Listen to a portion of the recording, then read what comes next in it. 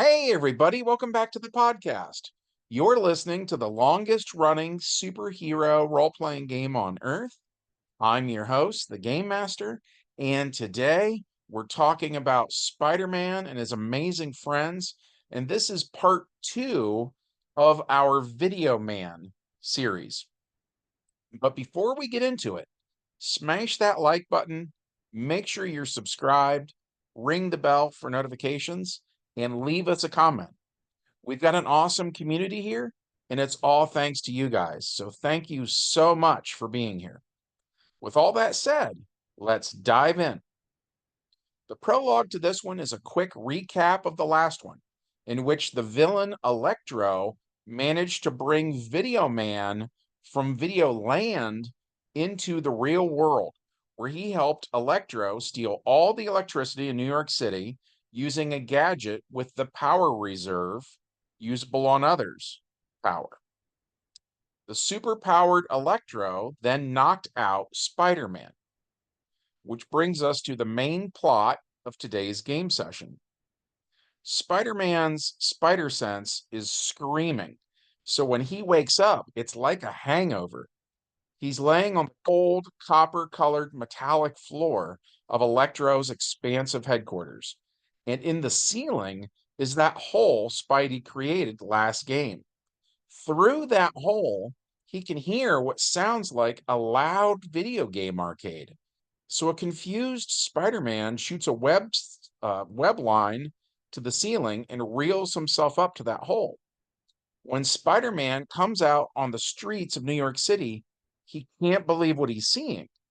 Floating over the yellow line that runs down the middle of the street are floating white glowing orbs.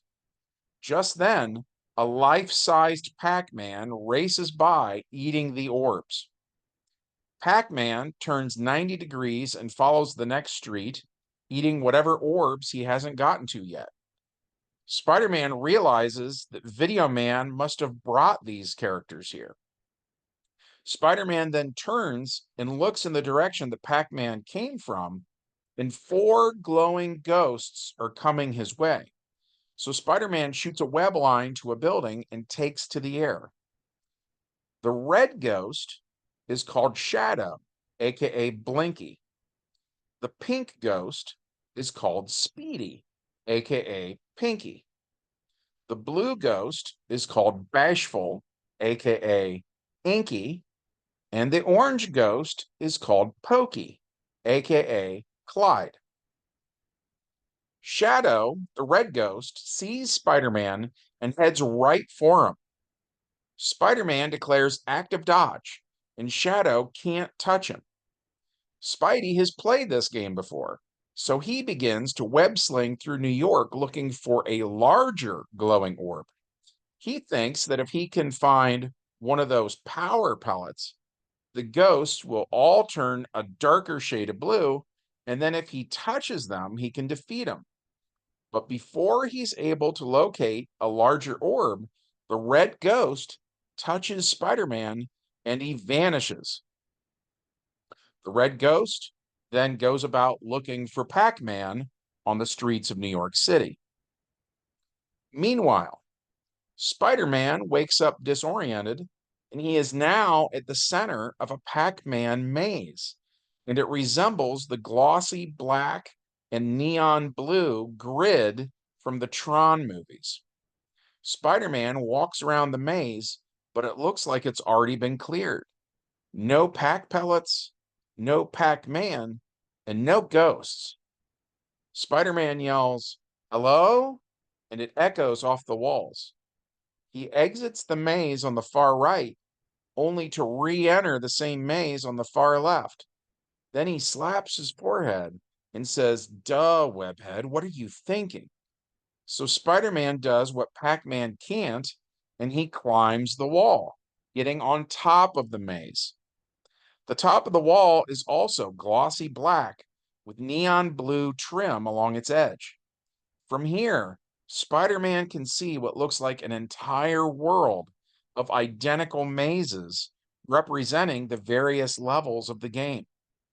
So Spider Man sighs and then runs along the tops of the maze, and then uses his jumping power to get onto the next wall over and then to the next maze over. And he begins exploring what, for now, would appear to be an infinite world of identical empty mazes. He says to himself that a guy could starve to death in a place like this. And if he's lucky, maybe some of those cherries will spawn soon. Meanwhile, Iceman and Firestar are with Princess Lana, the ruler of Videoland, when a villain named Mother Brain sends her minions to attack Lana's palace, which is comprised of several cylindrical, metallic, golden buildings which hover at cloud level. This strange landscape is lined with golden warp pipes that act almost like a pneumatic tube system. And the golden pipes look almost like veins or the roots of a tree, spreading out, connecting the palace to every part of Videoland. Mother Brain's current army is made up of robots. They are the same colors as Sentinels, but in reverse, with a pink head and torso, darker purple arms and legs, and pink metal gloves and boots. Unlike a Sentinel, though, these man-sized robots have demonic horns, wide shoulder pads, and each one is carrying a high-tech staff-like device that ends in something akin to the blade of a circular saw. So when they storm the castle, Firestar and Iceman open fire and have a pretty easy time killing these robots. As a former member of the X-Men, Iceman comments that at first they reminded him of Sentinels, but now the only thing he's reminded of is a shooting gallery. Princess Lana is impressed and flirts with Iceman a little, which actually makes Firestar a little bit jealous, which Iceman notices and appreciates. Meanwhile, as Spider-Man makes his way through the endless Pac-Land, he encounters a strange little orange character named Q*bert and his girlfriend, Cutie. They tell Spider-Man that they're from a land called Qburg and that they were visiting Princess Lana's palace when they saw Mother Brain's army. So they came here hoping to get Pac-Man to lend a hand. Spider-Man says he's fresh out of Pac-Men, but he'd rather fight an army than spend any more time in this darned maze. So Q*bert and Cutie take him to the warp zone, and from there, they go to Lana's palace. They get there, and Spider-Man joins the battle, as does Q*bert. When one of those robots does a point of damage to Q*bert, Q*bert swears. Spider-Man takes note of the little creature's Grawlix and says, "You've got quite a mouth on you, don't you?" After a while, all the robots are destroyed. An annoyed Mother Brain monitors this from the world of Metroid, and she begins the slow process of manufacturing more robots for the next attack, which gives the heroes plenty of time. Spider-Man asks Lana how come Mother Brain's robots were so easy to beat when Video Man was so difficult. And Lana explains that Videoland's inhabitants have a very wide range of powers and abilities, and how you beat each one varies. She says that, for instance, the Goombas can be stepped on, but Pac-Man's ghosts will kill you if you touch them. Each creature has its own rules.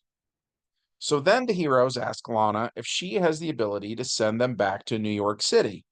She says that there is a theory of an ultimate warp zone, which could be created using an artifact in her possession called the Power Glove, but that it's not ready yet. Iceman asks how long would it take to charge this thing up?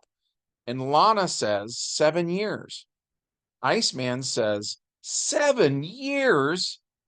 Spider-Man says New York won't last that long, and he tells Firestar and Iceman what they've missed.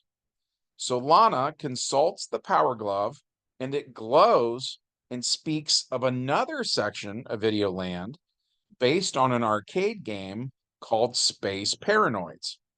It tells her that right now, The game's creator, Kevin Flynn, was pulled into the game by the Master Control Program.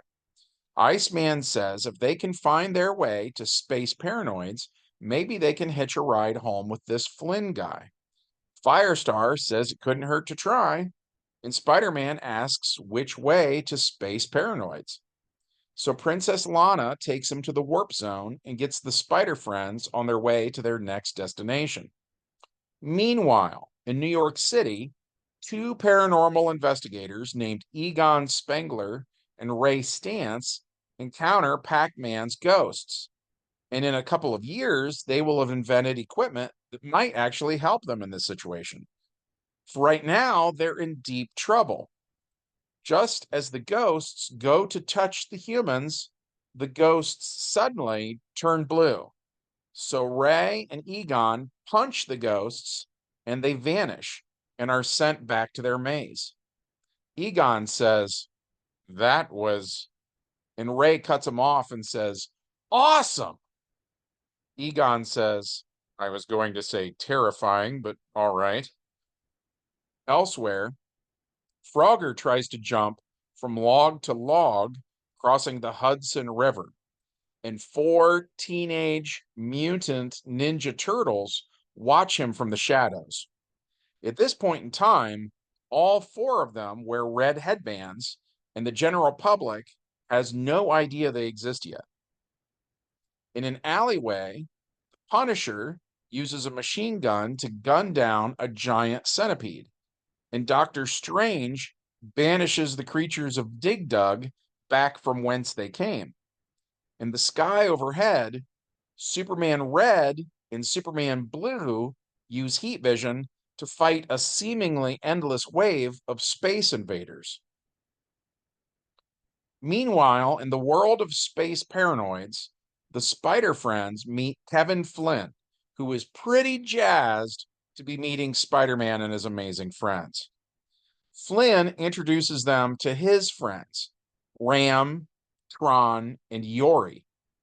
They're all put into the games, and while playing a game of Light Cycle, where the goal is to get the NPCs to wreck into the light trail that the bikes leave behind them, they manage to escape the game session through a crack in the wall that Iceman's white light cycle created.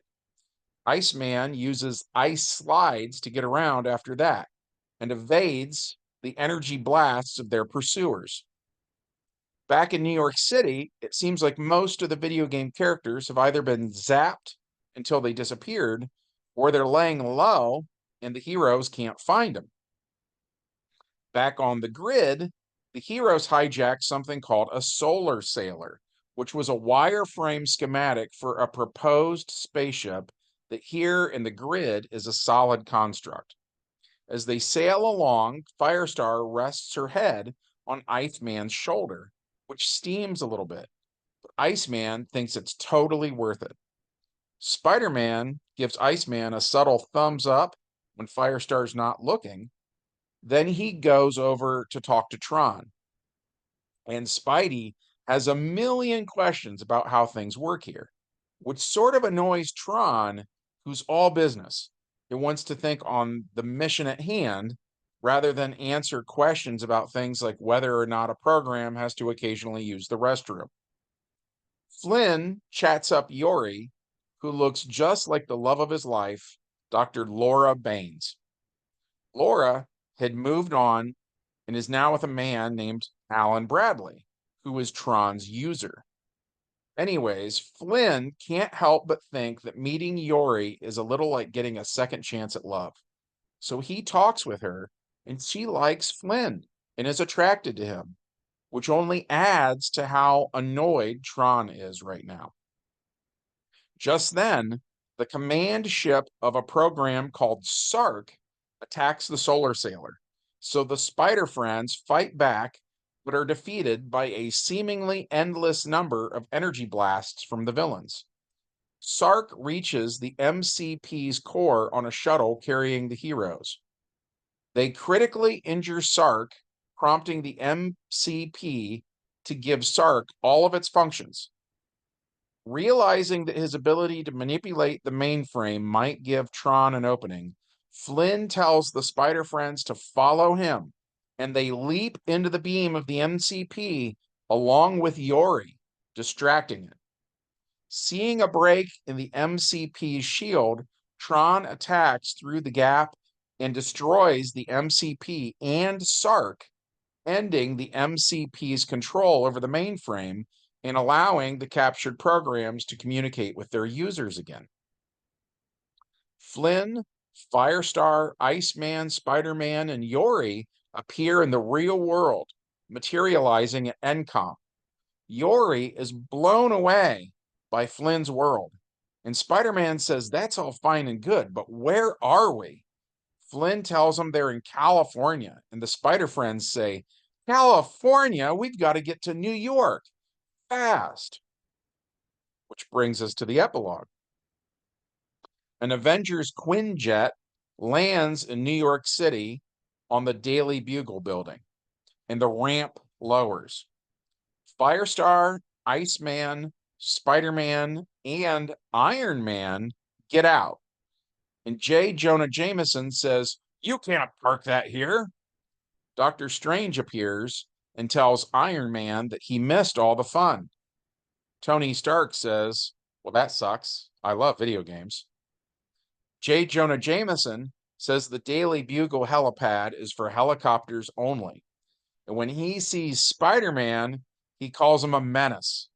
So Iron Man gets in Jameson's face and says maybe Jameson would like to have his lawyers call Tony Stark's lawyers.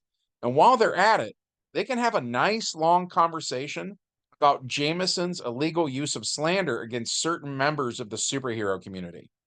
So Jameson backs down and all the heroes laugh. And that was it for this one. We ran this in 2004. I used to own a comic book store, and in 2004, I moved into an apartment complex with a really nice pool out back. That before I got there, nobody else ever used it. The point is that my customers and friends got wind of this, and the first day of the summer of 2004, when they opened the pool, I had a huge pool party / role-playing game, and honestly, it kind of just lasted all summer long. Like on that first day, we had an old boombox out by the pool, tuned to the local 80s station, and we played role-playing games that were inspired by various 80s cartoons. And the adventure you just heard wasn't just one adventure. It was more like a mini campaign that took place over the course of multiple games that we ran throughout the summer of 2004. Part of this also is that the late, great Cindy Morgan and I were actually friends in real life. And like we've done with multiple celebrities in the past, we asked her to play the game, and she played Yori via email, which I will talk more about in tomorrow's video. Anyways, so that's it for this one. We really enjoyed the games we played in the summer of 2004, including these that I told you about today. We hope that you, of course, enjoyed hearing about it. If so, as always, please smash like. Check to see if you're still subscribed because YouTube loves to unsubscribe people. Ring the bell so you know when we upload more stuff. And as always, leave us a comment. It helps us out with the YouTube algorithm, and we love hearing from you guys. From all of us here at the longest running superhero role-playing game on Earth, we hope you have a good one, and we'll see you in the next adventure. End of line.